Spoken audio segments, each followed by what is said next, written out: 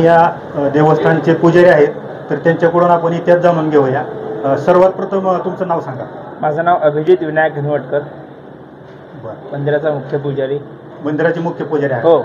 वक्रतुंड महाकाय कोटी सूर्य समप्रभ निर्विघ्नं कुरु मे देव सर्वकार्येषु सर्वदा मंगलमूर्ती मोरया. मंगलमूर्ती मोरया. हे कुळे गणपती महाराष्ट्रातील अत्यंत मोठं तीर्थक्षेत्र आहे. तर या संदर्भात आम्हाला निर्मितीविषयी जाणून घ्यायला आवडेल. याची निर्मिती कधी व किती साली झाली ते थोडक्यात सांगा इतिहासात. प्रथमतः याची निर्मिती नाही, हे स्वयंभू मंदिर आहे. आपली गजाननाची मूर्ती जी आहे ती स्वयंभू आहे आणि भारत देशाच्या 8 दिशेला 8 गणपती आहेत. त्यातले हे पश्चिम दिशेचं पश्चिम द्वार देवता म्हणतात तिला. आपण जे स्तोत्र म्हणतो साष्टांग नमन हे माझे, त्यामध्ये आपल्याला जी 12 गणपतीची नावं दिसतात त्यातली 8 प्रथम ते भारत देशाच्या 8 दिशेच्या 8 गणपतींची नावं आहेत. त्यातलं लंबोदर हे 5वं नाव आहे, ते आपल्या गणपतीचं नाव आहे. याचा उल्लेख आपल्याला मुद्गल पुराणातही सापडतो काही हजारो वर्षांपूर्वी. साधारणतः अशी आख्यायिका सांगितली जाते की या गावचे खोत भिडे म्हणून होते. तर त्यांच्यावरती मुघल काळी त्यांच्यावरती धर्मांतराचं संकट आलं होतं, म्हणून त्यांनी गजाननाची आराधना सुरू केली. तर आपण इथे उभे आहोत, हा समुद्र किनाऱ्याचाच भाग होता, त्या काळामध्ये डोंगराचा भाग होता. तर त्यांची एक गाय होती, ती अचानक दूध द्यायची बंद झाली. तर गणपतीने त्या भिड्यांना दृष्टांत दिला की तुझ्या रक्षणासाठी मी केतकीच्या पानात प्रगट झालो आहे, तू शोध घे. तर त्यांनी बऱ्याच वर्ष शोध घेतला पण त्यांना काही सापडलं नाही. तर त्यांची जी गाय होती ती दूध देणं बंद झालं अचानकपणे तिचं. आणि आपल्याकडे पूर्वापार पद्धत आहे की गायीबरोबर एक त्यांचा रक्षण करतात, त्याला गुराखी म्हणतो आपण. तो गायींबरोबर असताना अचानक आपण जिथे उभे आहोत त्या परिसरामध्ये गायीचं अचानक एका शेळीवरती दुधाची धार पडताना त्यांनी बघितली. तर त्याला जसा दृष्टांत मिळाला होता की मी केतकीच्या बनामध्ये 2 गंडस्थळ छाती, पोट आणि नाभी या अशा स्वरूपामध्ये आहे. तर त्यांनी जेव्हा इथली जागा साफ केली तर त्यावेळेला त्यांना तशा स्वरूपामध्ये इथे दगडामध्ये गणेशाची मूर्ती आढळली. आपलं गणपतीचं स्वरूप आहे छाती, पोट आणि नाभी. नाभीच्या खाली 2 दंत आहेत, दात. आपल्याला जसे दात असतात तसे दात आहेत. तर त्यांनी एक छोटंसं मंदिर बांधलं. त्याच्यानंतर आपले छत्रपती शिवाजी महाराज हे इथे आले होते, त्यांनी पहिला गाभारा बांधला. त्याच्यानंतर पेशवे काळामध्ये पुढचा सभामंडप झाला. त्यानंतर 1912 साली आपल्या संस्थेची स्थापना झाली, संस्थान श्रीदेव गणपतीपुळे. नंतर त्यांच्यामार्फत इतर सर्व आपला हा जीर्णोद्धार झाला. 2003 साली आपल्या संस्थेमार्फत पूर्णतः मंदिराचं रिन्युएशन झालं. त्याच्यानंतर संस्थेमार्फत रोज दुपारी 12 ते 2 ह्या वेळामध्ये खिचडी प्रसाद दिला जातो, मोफत. त्यानंतर संध्याकाळी 7:15 ते 8:15 या वेळामध्ये रोज मोफत पुलाव, शिरा असाही प्रसाद दिला जातो. त्याच्या व्यतिरिक्त काही वर्षांपूर्वी संस्थानने एक नवीन भक्तनिवासही बांधलेला आहे की अतिशय माफक दरात सामान्य माणसांना परवडेल अशा कॉट बेसिस सिस्टीम सुद्धा आहेत तिथे. भक्तनिवास ते माफक दर म्हणजे किती दर आहे? साधारणतः बघा, आपल्याला तिथे डबल बेड रूम 300 ते 400 रुपयापासून उपलब्ध होतात आणि AC रूम 800 ते 1000 रुपयामध्ये उपलब्ध होतात. बरोबर, ठीक आहे. तर आता दैनंदिन तुम्ही सर्व गोष्टी या पुजारी म्हणून करता. तर तुम्हाला अनुभव या ठिकाणी पर्यटक येतात बरेच, तर पर्यटकांबद्दल काय बोलायचं तुम्हाला? आपल्या गणपतीचं मेन सांगितलं जातं की नवसाला पावतो, म्हणजे आपण नवस बोलणं, म्हणजे एखादी आपली इच्छा असते ती आपण परमेश्वराला सांगतो, त्यानंतर ती आपली इच्छा पूर्णत्वास जाते. तर अशा बऱ्याच लोकांचा अनुभव आहे की त्यांनी त्यांची एखादी इच्छा व्यक्त केलेली आहे. कुणाला वैद्यकीय इश्यू होते ते सॉर्ट आउट झालेले आहेत, कुणाला शालेय इश्यू होते, शैक्षणिक इश्यू होते ते शॉर्ट आउट झालेले आहेत, कुणाचे फायनान्शियल इश्यू शॉर्ट आउट झालेले आहेत, कुणाचे कौटुंबिक विषय असतील तर ते सॉल्व्ह झालेले आहेत. असे बऱ्याच लोकांना गजाननाचा अनुभव आहे. प्रामुख्यानं आपला भारत हा हिंदू धर्मातील देश आहे, पूर्ण हिंदू धर्माचे लोक राहतात आणि धर्माची जागृती जर करायची असेल तर अशी ऐतिहासिक मंदिरं आपण पावित्र्याचं राखलं पाहिजे. तर पर्यटक पावित्र्य राखतात काही ठिकाणी, काही शेवटी कसं असतं म्हणजे का, प्रत्येक नाण्याला 2 बाजू असतात. 70% लोक पाहतात. काही लोक असतात अशी की ज्यांना व्यक्ती स्वातंत्र्याची आवश्यकता असते की किंवा काही लोकांचा स्वभावच असतो तो की तिथे जायचं आणि मी कोणतरी शहाणा असं तिथे वक्तव्य करायचं. विशेषतः सांगतो, आपल्या इथे कुठलाही धर्मभाव नाही. आपल्या इथे मुस्लिम समाजातील लोकही येऊन पूजा करतात, ख्रिश्चन समाजातील लोक येऊन पूजा करतात. जो आपण सांगतो सर्व धर्म समभाव. बरोबर, ठीक आहे. अत्यंत मोलाचा संदेश या काकाने दिला आहे. सर्व धर्म समभाव हा हिंदू धर्मातील एक संदेशच आहे. हो, बरोबर ना. सगळ्या कारण धर्माची लोक घेऊन आपला धर्म, एक लक्षात ठेवा, धर्म ही कन्सेप्ट आपण निर्माण केलेली आहे. देवासाठी धर्म नाहीये. प्रत्येक माणूस हे त्याचं लेकरू आहे. बरं, ह्या मंदिराच्या समोर गणपतीचे मूषक म्हणून तर वाहन आहे प्रसिद्ध हो, आहे. आहे. ते मूषक आहेत, तर त्या मूषकाविषयी थोडक्यात आम्हाला जरा सांगा, काय त्याची ख्याती काय आहे? काय नाही, गणपतीचं वाहन आहे ना उंदीर. बर तर काही एक लोकांचा समज आहे की जसं की शंकराच्या मंदिरामध्ये आपण नंदी बघतो, बर काही गोष्टी आपल्याला, काही लोकांना डायरेक्ट देवाला कसं सांगायचं बर म्हणून काही लोक उंदीराच्या कानात सांगतात, शंकराच्या मंदिरामध्ये नंदीच्या कानात सांगतात, बरं, तसंही ते बरं. उंदीराच्या कानात लोक सांगतात, त्यांच्याही इच्छा पूर्ण होतात. बरं, आता हा कानात सांगताय इच्छा पूर्ण होतात असं तुमचं मत आहे. तर आपली जी माझं मत आहे, लोकांच्या इच्छा आहे, लोकांच्या पण अनुभव इच्छा आहेत आहेत म्हणून लोकांचे. सांगतायत. बरं, दुसरा महत्वाचा विषय ही स्वयंभू मंदिर हो, आहे हो. आणि त्यांनी पूजा अर्चा केली. त्या पूजा अर्चेच्या जोरावर या ठिकाणी स्वयंभू मंदिर या ठिकाणी निर्माण झाले. पूजा अर्चेच्या जोरावर स्वयंभू मंदिर निर्माण नाही, स्वयंभूच आहे देवस्थान. देव स्वयंभू आहे, स्थापित ठीक. नाही. बर बर हा, स्वतःहून प्रगट झालेले आहेत. हा, स्वयंभू याचा अर्थ तुम्ही थोडक्यात सांगितला. तर स्वयंभू हे समजणं अत्यंत पर्यटकांना माहिती आहे, त्याच्याविषयी थोडक्यात सांगा जरा. जे स्वतःहून उत्पन्न झालेलं असतं. आता तुम्ही बघितलं असेल, जनरली आपल्याला हे स्वयंभू कसं आहे कळण्यामागचं दुसरं एक कारण सांगतो. हा, बरं सर्वसाधारणपणे मंदिराला प्रदक्षिणा असते ती तिथल्या तिथे असते, बरं परंतु इथे आपल्याला प्रदक्षिणा करायची झाली तर पूर्ण पर्वताला प्रदक्षिणा करावी लागते. बरं. 1 किलोमीटरची प्रदक्षिणा आहे. आपली गणेशाची मूर्ती आणि पर्वत हे दोघी कनेक्टेड आहे. हा, स्वयंभू म्हणजे असं राहते. हा, पूर्णतः जॉईंट आहेत दोन्ही.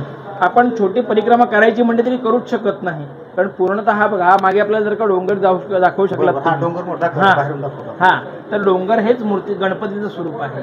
बरं, सर्वात महत्वाचा विषय येतो ज्यावेळेस इतकं महान आणि मोठं मंदिर असतंय आणि ते हे आपल्या महाराष्ट्रात आहे.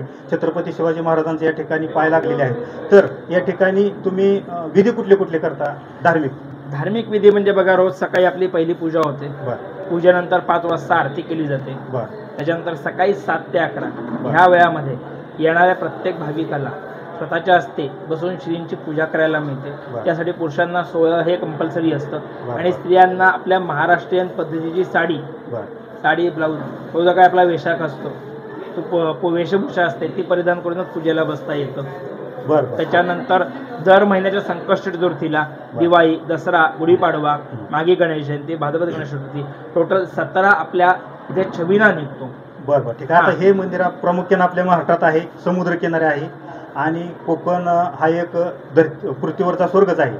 तर हे आपल्याला जाणवतं या ठिकाणी. तर ज्यावेळेस आपण भक्तीचा विषय येतो त्यावेळेस पुरुषांपेक्षा गणपतीच्या बाबतीत महिला पुढे आहेत. तर या संदर्भात तुम्हाला नाही, असं काही नाही, असं म्हणू नये आपण, कारण की जेवढी श्रद्धा ही सर्वांची असते, दोघांची एकत्र आहे श्रद्धा. तरी सुद्धा महिलांचा वर्ग जास्त दिसतो आणि महिलांची श्रद्धा गणपतीवर जास्त असते. थोडक्यात याविषयी श्रद्धा सगळ्यांची सारखीच असते, बरं. कोणाची कमी जास्त नसते. बरं. प्रत्येकाची श्रद्धा ही श्रद्धाच असते. महिला असतील, पुरुष असतील, अबालवृद्ध, सर्वांची श्रद्धा आहे. तर बघा, सर्वांनी देवावरती समान श्रद्धा ठेवावी असं या काकांचं मत आहे. आता परत नंतर फिरून पाठीमाग तुम्हाला एक प्रश्न, असा मूळ प्रश्न विचारतो. या मंदिराचा जीर्णोद्धार कशा प्रकारे झाला? शासनाने याला निधी वगैरे दिला आहे का? नाही, हे आपलं पब्लिक ट्रस्ट आहे.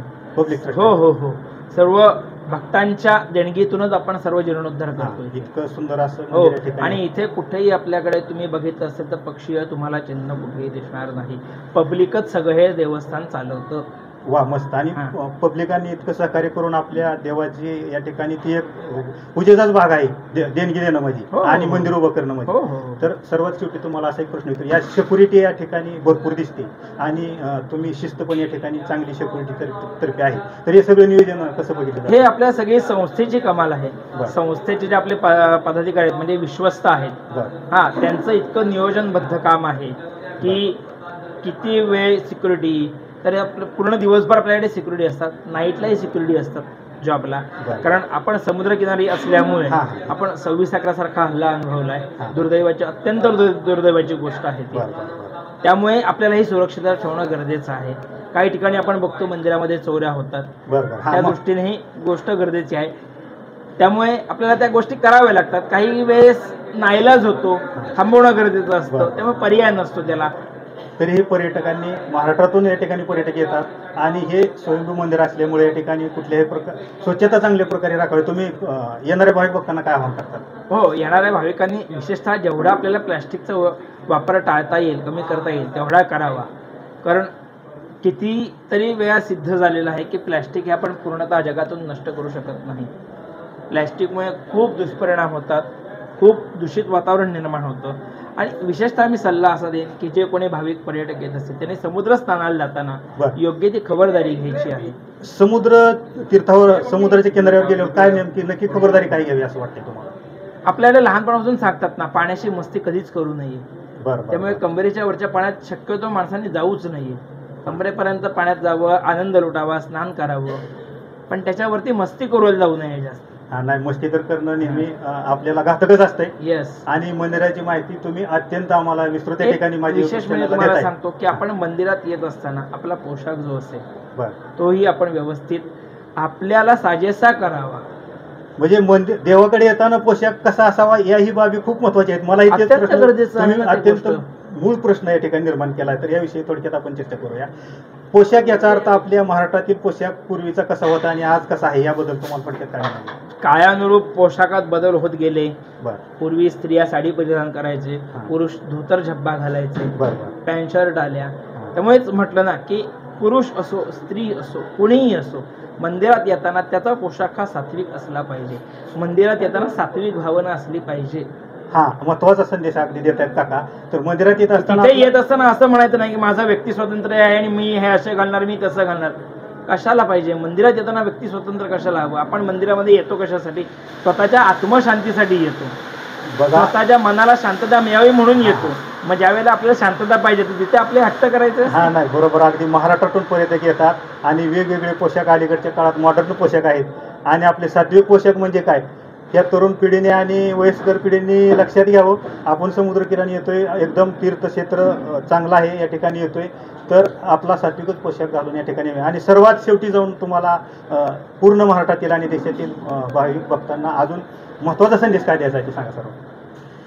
काय नाही, प्रत्येकाने आपापली जबाबदारी ओळखून वागावं. आपल्या देशासाठी देशहितासाठी ज्या काही गोष्टी असतील त्या कराव्यात, जेणेकरून स्वच्छता असेल किंवा आपण गाडी चालवत असू तर गाडी चालवण्याचे रूल असतील ते फॉलो केले पाहिजेत. बरं, सर्वात तुम्हाला आता शेवटचा प्रश्न विचारतो. या ठिकाणी बसेसच्या वगैरे तर सर्व सोयी आहेतच. महाराष्ट्रातून कुठल्या एरियातून या ठिकाणी पर्यटक येतात ते थोडं थोडक्यात सांगा. आता महाराष्ट्रातूनच नाही, आपल्याकडे भारत देशाच्या बाहेरूनही पर्यटक येतात. बाहेरचे परदेश पण येतात. परदेशी येतात, अमेरिकन येतात, स्कॉटलंडचे येतात, इंग्लंडचे येतात, ऑस्ट्रेलियन येतात. बरं. गेल्याच वेळेला आपल्याकडे स्वित्झर्लंडचे येऊन गेले, सिंगापूरचे येऊन गेले. बरं. पूर्ण भारत देशाच्या बाहेरचे, भारतातले, पूर्ण भारत देशातले सुद्धा पर्यटक आपल्याकडे येतात. तर बघू शकता आपण, हे अत्यंत दुर्मिळ असं आणि समुद्रकिनारी अत्यंत सुंदर या ठिकाणी कोकणातला स्वर्ग या ठिकाणी स्वयंभू मंदिर आहे. तुम्हाला नमस्कार. सर्व माहिती दिल्याबद्दल माझे YouTube चॅनल. मला नको, हे सर्व कथन करतो तो बाप्पा करतो, आम्ही निमित्त मात्र असतो. सर्व करता तो आहे. त्या दृष्टीने अजून एक सांगतो, संस्थेने आता जे कार्य चालू आहे त्याच्या व्यतिरिक्त संस्थेचे अजूनही प्रयत्न चालू आहेत की भाविकांना अजून छान सुविधा कशा देता येतील. बरोबर. मंदिरात त्या उद्देशाने काम करते, त्याच उद्देशाने भाविकांनी संस्थेत सहकार्य आतापर्यंत करत आलं आहे, तसंच करत राहावं. इथून पुढे संस्था असेल, तिथले कर्मचारी असतील, तिथले सेवेकरी असतील, तिथला पुजारी वर्ग असेल. काही वेळेस कसं होतं माहिती आहे का काका, की एखाद्या शाब्दिक गोष्टींवरनं आपण मंदिरात येताना एखादी गोष्ट आपल्याला पटली नाही तर पटकन आपण उत्तर देऊन जातो. नाही द्यायचं, आपण मंदिरात आलेलो आहोत, प्रत्युत्तर तिथे करायचं. अगदी बरोबर. त्याने आपल्याच स्वतःचं शांतता निर्माण, शांततेसाठी येतो ते भंग पावते. आपण येतो कशासाठी? आता मी या ठिकाणी एक भक्त म्हणून या ठिकाणी आलोय आणि या परिसराचा सर्व एक व्हिडिओ बनवतो, युट्यूबला टाकतो.